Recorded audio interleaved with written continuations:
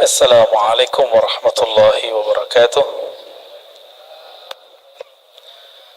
إن الحمد لله نحمده ونستعينه ونستغفره ونعوذ بالله من شرور أنفسنا ومن سيئات أعمالنا. من يهده الله فلا مضل له ومن يضلل فلا هادي له. أما بعد، اللهم صل على سيدنا محمد النور الذات وسر السار في جميع الأسماء والصفات وعلى آله وأصحابه ولبيته وذريته أجمعين. اللهم صل على سيدنا محمد الفاتح لما أغلق والخاتم لما سبق ناصر الحق بالحق والهادي إلى صراطك المستقيم وعلى آله حق قدره ومقداره العظيم. اللهم بك أسبحنا بك أمسينا بك نحيا بك نموت وإليك النشور. Bapak, Ibu, Saudara karena Allah, alhamdulillah kita masih dapat menikmati masjid. Nabi mengatakan, jika engkau melihat ada orang memakmurkan masjid, falyashhad lahu bil iman, maka bersaksilah bahwa dia adalah orang yang beriman. Ini bukan insya Allah lagi, ini dah pasti. Dan perbedaan utama antara munafik dengan mukmin adalah berjamaah di subuh hari. Dan kita Allah bangunkan. Siapa yang membangunkan kita? Allah. Kita membaca Alhamdulillahillazi ahyana. Alhamdulillahillazi ahyana kalau diartikan secara harfiah, terima kasih wahai yang mengembalikan hidup kami. Kalau kita nggak dikembalikan Pak hidupnya, ya ada yang mati, ya disebut orang COVID kayak jantung apa, itu nama aja. Tapi sebenarnya itu adalah qudrah iradah Allah yang berlaku. Bapak Ibu Saudara makan Allah, tema kita tentang Nur Muhammad ya. Nur Muhammad sallallahu alaihi wasallam, salah satu tema yang hari ini banyak orang menganggapnya bid'ah. Padahal ini adalah kajian ulama-ulama, baik yang pro dengan kajian-kajian ilmu qalbu yang kita sebut tasawuf, ataupun yang anti. Baik ulama yang disebut salafi ataupun asy'ari sufi. Sebagai contoh, Imam Ibnu Qayyim tidak keberatan menyebut istilah ini dengan Nur Muhammad sallallahu alaihi wasallam. Apalagi Imam Ghazali, apalagi Imam Ibnu Athaillah Sakandari, pengarang Hikam, apalagi imam-imam sebelumnya. Ada seorang imam yang lebih awal semasa dengan Bukhari dan Muslim bernama Al-Imam Al-Hafiz Al-Hakim At-Tirmidzi. Jadi ada dua Tirmizi. Imam Tirmizi pengarang Sunan Tirmizi. Sunan Tirmizi itu nama asli kitabnya Al-Jami' As-Sahih, kumpulan hadis sahih menurut Imam Tirmizi. Tapi nama kecil beliau ya Abu Isa, nama kunyahnya, panggilannya. Ada Tirmizi kedua, ahli hadis, ahli qalbu, bernama Al-Hakim At-Tirmizi. Sekampung semua mereka. Beliaulah yang mengemukakan istilah ini di kalangan ahli hadis. Istilah Nur Muhammad sallallahu alaihi wasallam. Bapak Ibu Saudara makan Allah, masih ingat guru-guru kita dulu sering baca ayat Alastu bi rabbikum qalu bala syahidna. Masih ingat ya? Jadi Allah bertanya kepada semua ruh, wahai semua ruh, bukankah aku Rabb kalian? Lalu Imam Ibnu Katsir, murid Ibnu Taimiyah dan Ibnu Qayyim, murid Imam Salafi, mengatakan dalam sebuah riwayat yang dia nukil bahwa yang pertama menjawab itu adalah ruh Nabi Muhammad sallallahu alaihi wasallam. Ruh Nabi Muhammad ini disebutlah Nur Muhammad sallallahu alaihi wasallam. Masih ingat juga ulama kita mungkin waktu khutbah kemarin Habib Ghis membacakan ayatnya, wa ma arsalnaka, tidaklah kami mengutus engkau wahai Muhammad kecuali untuk apa? Rahmatan lil alamin, sebagai rahmat bagi sekalian alam. Bapak Ibu yang mulakan Allah, dalam hadis Imam Muslim ayat ini dijelaskan apa makna rahmat, siapakah rahmat itu, berapa jumlah rahmat itu. Ternyata dalam hadis Imam Muslim gamblang sekali, inna lillahi mi'ata rahmatin, Allah mempunyai, menciptakan 100 rahmat. Satu Allah ciptakan untuk dunia dari awal penciptaan makhluk di dunia sampai nanti kiamat. 99 di akhirat. Inilah makna hadis Nabi. Beliau mengatakan setiap nabi ada punya doa mustajab. Tetapi aku, kata beliau, khaba'tu, aku menyimpan dan menginvestasikan doaku supaya tidak dikabulkan di sini, tapi dikabulkan nanti di sana, di akhirat. Nabi Muhammad yang disebut rahmat bagi alam semesta,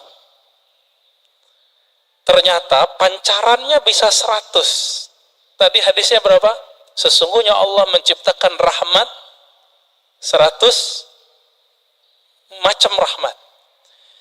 Jadi dari dulu sebelum Nabi Adam dicipta, langit bumi dibuat, itu baru satu rahmat sampai kiamat. Suatu kali Nabi Adam duduk sendiri kesepian, Pak. Kesepian, ketiduran. Bangun tidur, karena Allah Maha tahu isi hati hambanya, kekasihnya, Allah kirimlah, Allah ciptakanlah dari dirinya sendiri, tulang rusuk, terciptalah Sayyidah Hawa. Kita sebut Siti Hawa. Langsung mau dipegang-pegang itu sama Nabi Adam, tapi belum bayar mahar. Karena itu alam surga, maka di surga yang paling berharga bukan emas, tapi mengirim salam kepada kunci surga. Siapa yang pegang kunci surga? Nabi SAW mengatakan, tidaklah dibuka, la yuftah babul jannah ala ahadin min qabli, tidak pernah dibuka pintu surga kepada siapapun sebelumku, termasuk Nabi Adam. Bahkan sebelum Nabi Adam dicipta, jika belum ada Nabi Muhammad namanya disebut, itu nggak bisa dibuka. Akhirnya Nabi Adam melihat ke atas. Jannatul Firdaus itu di samping Sidratul Muntaha, luasnya tak terhingga. Dipandang ke langit, langit aras. Jadi langit itu ada dua, Pak. Ada langit yang di atas bumi, ada langit arash, disebut Illiyin. Baru dengar ya? Ada langit lagi di atas itu. Itulah makom para nabi-nabi nanti di sana. Ketika Nabi Adam memandang ke arash, terlihatlah di singgasana arash itu. Jadi arash itu artinya singgasana, istana. Terlihat di situ nama La ilaha illallah Muhammadur Rasulullah. Maka Nabi Adam ketika ditanya oleh Allah, mana maharmu wahai Adam? Beliau bersalawat kepada yang ada namanya, Allahumma salli ala Muhammad, atau di riwayat lain sallallahu ala Ahmad. Allahumma salli ala Ahmad, karena belum lahir fisiknya disebut Ahmad. Lalu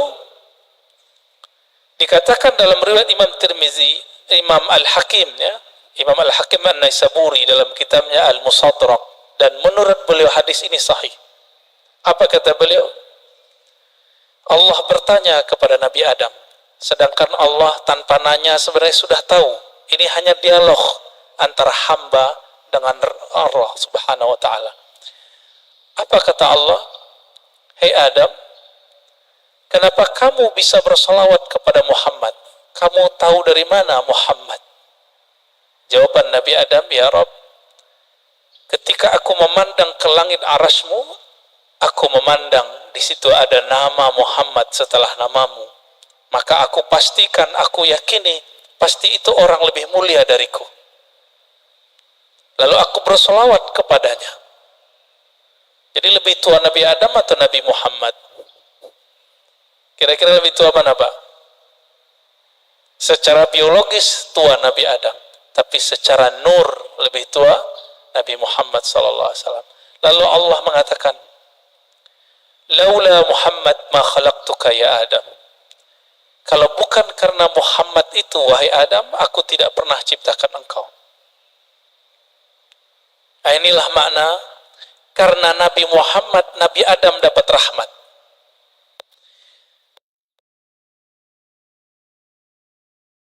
Kalau bukanlah karena sholawat beliau kepada Nabi Muhammad, itu tidak sah pernikahannya dan beliau tidak dibolehkan menyentuh Sayyidatuna Hawa.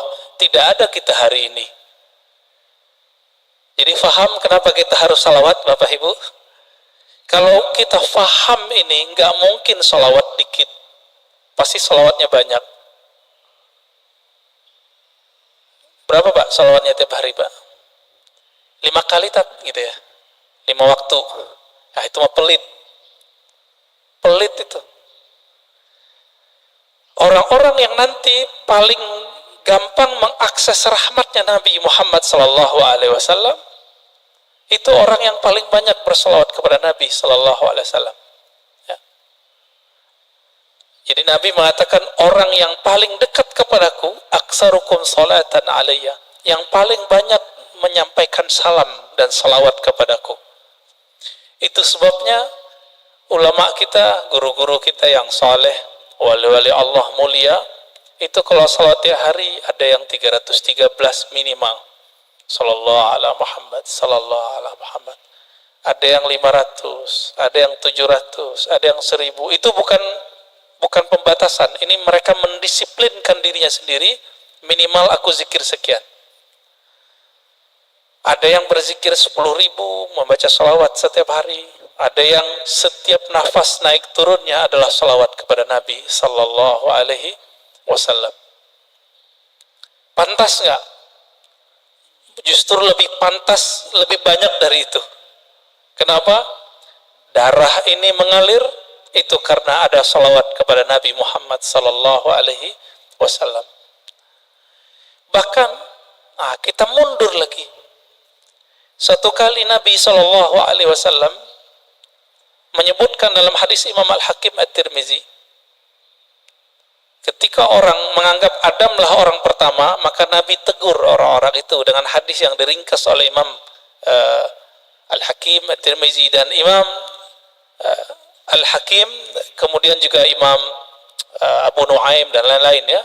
Yang riwayat ini kita pakai riwayat Al-Hakim An-Naisaburi, bukan At-Tirmizi. Apa kata beliau?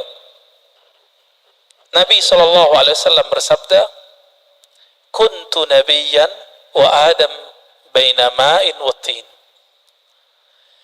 Aku telah diangkat menjadi nabi, sedangkan Adam belum tercipta, masih tanah dan air.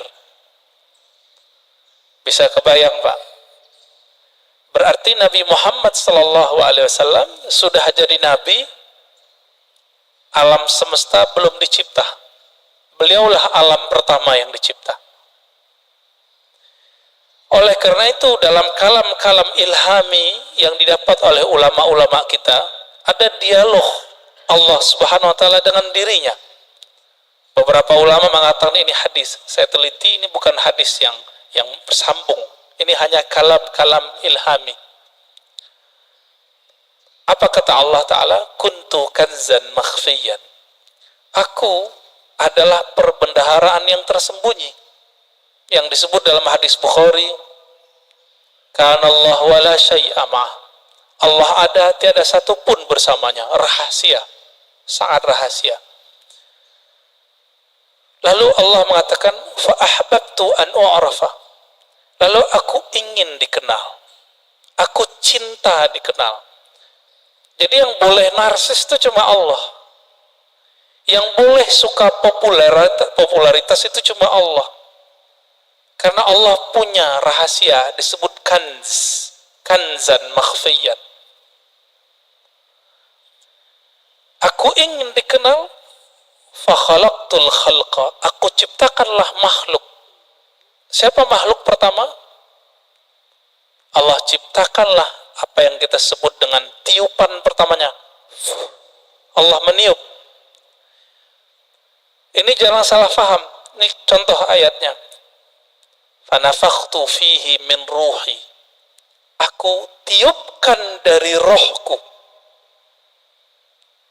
Allah menyebut zatnya, rohnya. Maka Allah menamakan zatnya dengan roh. Ruh. Hembusannya itu menjadilah apa yang kita sebut sekarang dengan Nur Muhammad sallallahu alaihi wasallam. Tapi sebelum Nur Muhammad, Allah itu mengenalkan dirinya bahwa dialah Ahad. Qul huwallahu ahad. Jadi hadis kalam ilhami tadi semuanya ada di surat Al-Ikhlas ketika Allah mengatakan Qul huwa. Kenapa bukan Allah dulu tapi huwa dulu? Dalam tradisi bahasa Arab, kata yang zahir mesti lebih awal daripada kata ganti. Huwa artinya dia. Apa arti dia? Ini kata ganti. Allah nama yang zahir. Oleh karena itu Imam Abdul Qahir Al-Baghdadi, Imam Ahlus Sunnah mengatakan kalau ayat ini dimulai dari huwa, bukan Allah, seperti ayat kursi Allahu la ilaha illa hu, berarti huwa itu bukan nama ganti. Huwa itu adalah nama asli Allah Subhanahu wa ta'ala. Disebut nama zahir juga, Pak, nama yang nyata. Huwa itu bahasa Arab artinya dia. Bapak kalau sebut dia dalam bahasa kita, maknanya mirip dalam bahasa Arab. Saya bilang dia, orangnya tampak nggak oleh mata? Ya. Tadi saya ngobrol sama beliau nih. Kita cerita tentang Habib Kis, beliau khutbah. Kelihatan nggak sekarang orangnya? Enggak, berarti tidak terlihat oleh fisik. Maksud dari kata dia, Allah itu tidak bisa dicapai oleh pandangan fisik, pendengaran fisik, semua yang berkaitan dengan indrawi. Itulah makna huwa. Oleh karena itu ulama kita yang ahli qalbu sepakat huwa nama Allah. Jadi jangan heran nanti ketemu kiai-kiai Betawi lama, kiai-kiai Banten, kiai-kiai Jawa lama, kiai-kiai Sumatera, mereka berzikir hu Allah. Ya, hu itu surat Al-Ikhlas itu, Pak. Bukan bid'ah, diambil ayat itu huwallah. Bid'ah enggak tuh? Ngambil dari surah Al-Ikhlas kok. Ya, kalau ada sahabat kita yang mengatakan bid'ah, mungkin pensyarahan ini belum sampai kepada beliau.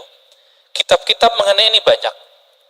Al-Ibda, ya, fi madar al-ibtida, itu menjelaskan perdebatan ulama tentang zikir hu boleh atau tidak. Setelah dibid'ahkan oleh Ibnu Taimiyah, dibalas oleh yang lebih senior oleh Ibnu Taimiyah, namanya Ibnu Athaillah Sekandari. Finalnya itu boleh, bahkan disyariatkan, masyru', begitu bahasa Arabnya. Jadi jangan terjebak di situ. Huwa itulah yang disebut kanzan makhfiyan, perbendaharaan yang tersembunyi. Coba lihat Bapak Saudara makan Allah. Allah itu dalam surat Thaha berkata kepada Sayyidina Musa, "Hei Musa, innani anallah." Masih ingat? Ayat 14. Surat 20 ayat 14. Innani anallah. Sesungguhnya akulah Allah. Berarti Allah menyebut di sini nama zatnya dengan ana. Sesungguhnya akulah Allah. Maka Nabi Musa diperkenalkan oleh Allah dengan nama yang baru, Allah.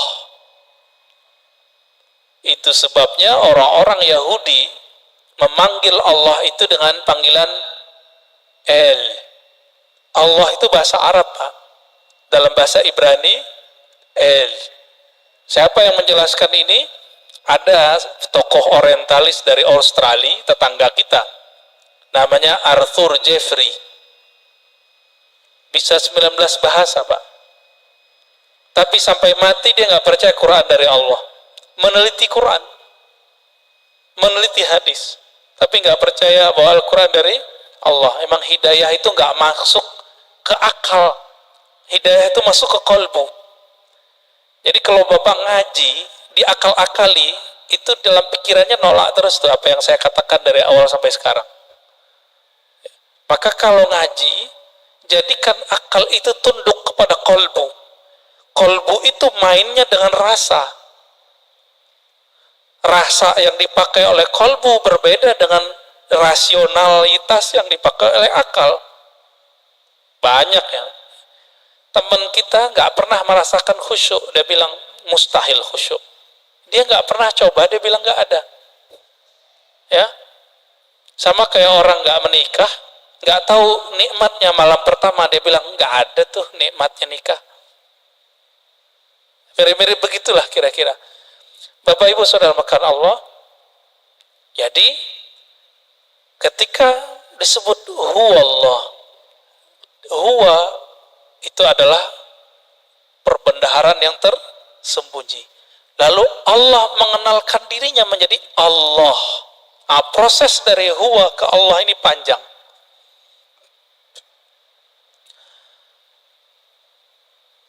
Karena Allah ingin dikenal, maka Allah meniupkan dari ruhnya. Tiupan inilah yang disebut dengan tiupan yang bernama Ahmad. Ya, Ahmad itu cahaya yang terpancar darinya disebut cahaya Nur Muhammad. Begitu ulama kita menjelaskannya. Inti dari Ahmad itu adalah nurnya.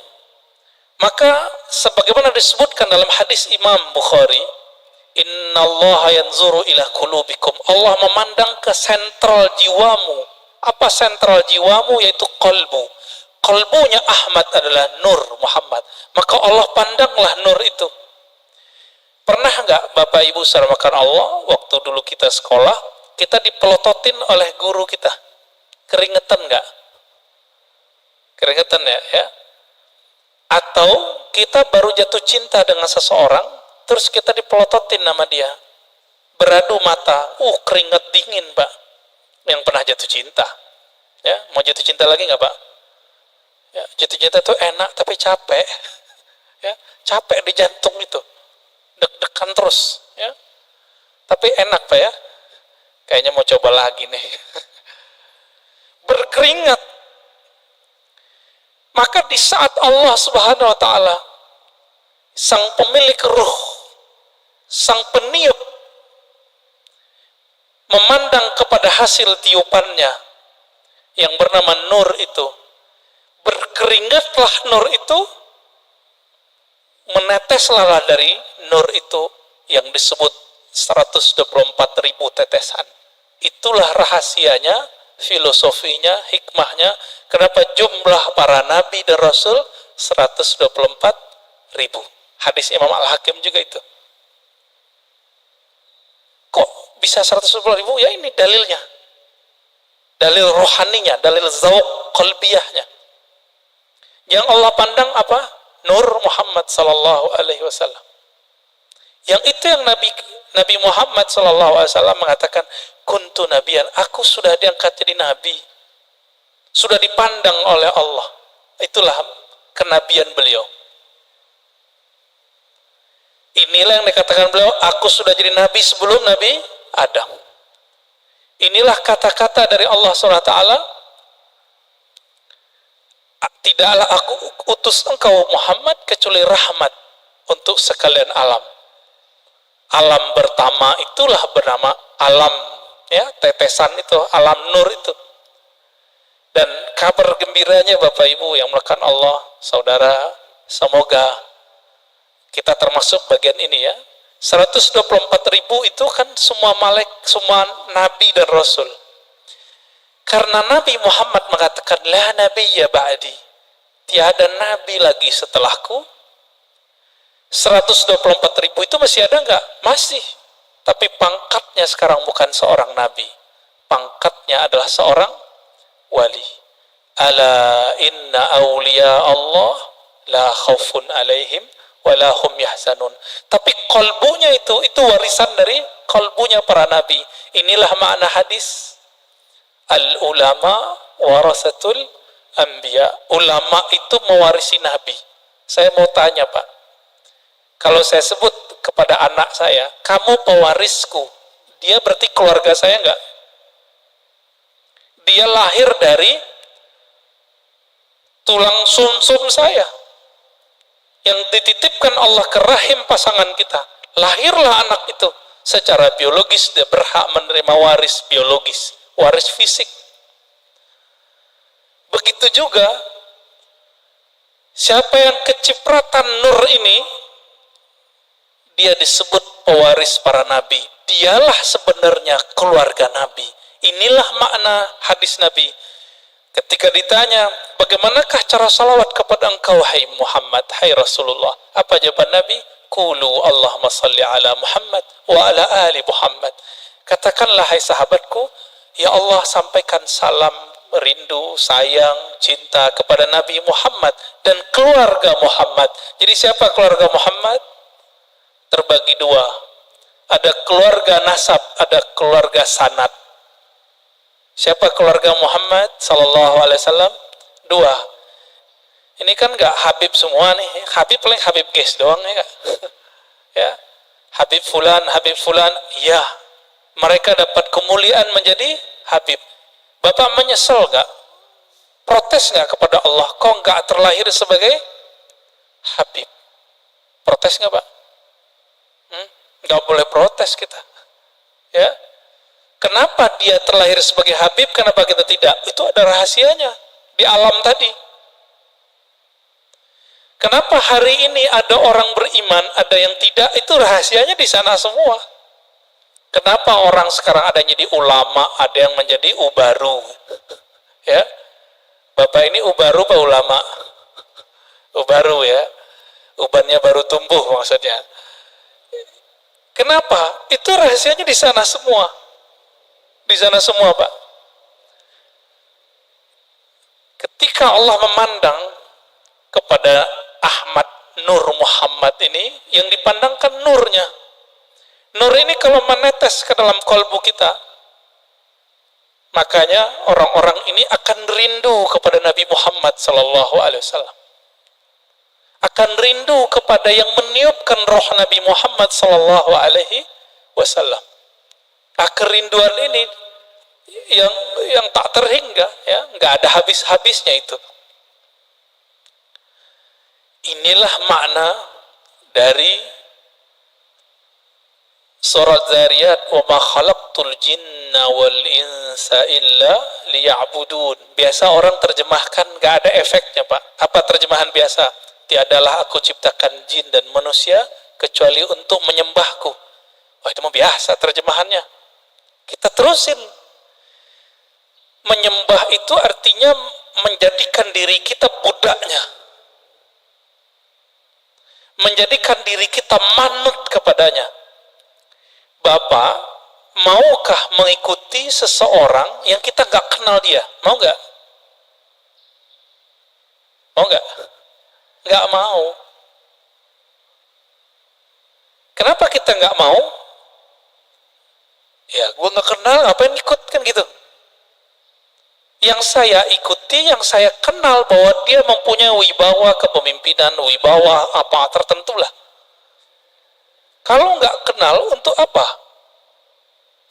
Maka makna liya'budun, tidak aku ciptakan jin dan manusia kecuali untuk menyembahku. Ibnu Abbas, ini saya sering sampaikan, mengatakan ya'budun artinya mengenal aku. tidaklah aku ciptakan engkau jin dan manusia kecuali untuk mengenal aku. Orang kalau kenal Nabi Muhammad baru mencintai Nabi Muhammad. Orang kalau kenal Rabbu Muhammad, pencipta Nabi Muhammad, baru menyembah Allah Subhanahu wa ta'ala. Kita karena memandang kekasih kita, pasangan kita, kita jatuh cinta kepadanya, lalu kita siap bersamanya. Kita siap menghabiskan apa yang kita punya untuknya. Ini nggak kenal Allah, pantas susah tahajud. Nggak kenal Allah, pantas susah baca Quran.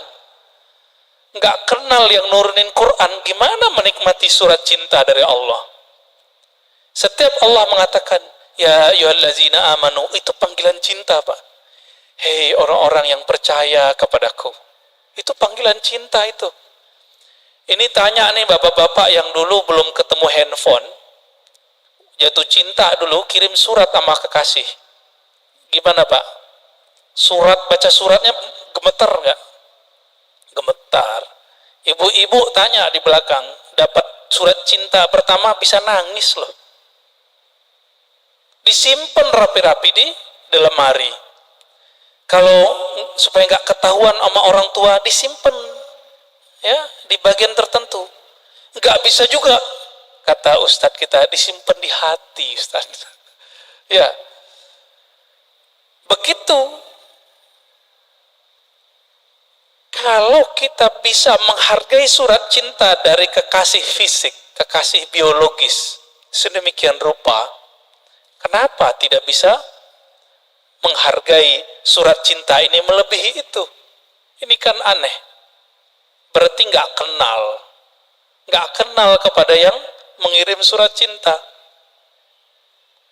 Karena tidak kenal, apa yang terjadi?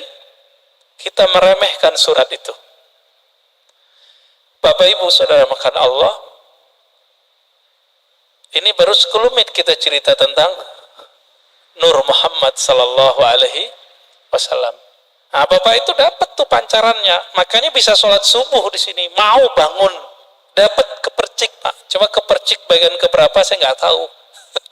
Itu yang ahli Nabi Muhammad dan pewaris Nabi Muhammad yang paling utuh, yang disebut Al-Imam Al-Mahdi. Hanya beliau berdua lah yang mengerti. Ini nih kita pancaran keberapa ini?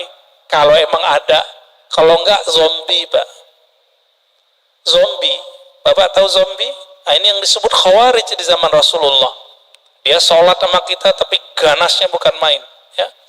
Beda sama dia, kafir. Ya. Beda dengan amalannya, musyrik. Berpakaian agama, tapi Nabi mengatakan Al-Quran yang dia baca tidak tembus sampai ke dadanya. Nggak dapat nur deh. Nggak dapat nur. Maka dulu guru kita mengatakan orang-orang yang nggak dapat nur ini, la naura fi wajhi. Di wajahnya tidak ada ketenangan.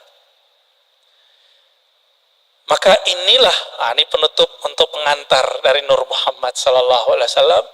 Nabi berdoa. Dalam hadis Imam Muslim itu dibaca ketika mau berangkat dari masjid, dari rumah ke masjid, atau dibaca saat sujud salat sunat. Allahumma ja'al fi qalbi nura. Ya Allah, tumpahkanlah nurmu ke dalam kalbuku. Wa fi sam'i nura, ke dalam pandanganku. Wa fi pendengaranku, ya, basari, pandanganku. Dagingku, tulangku, darahku.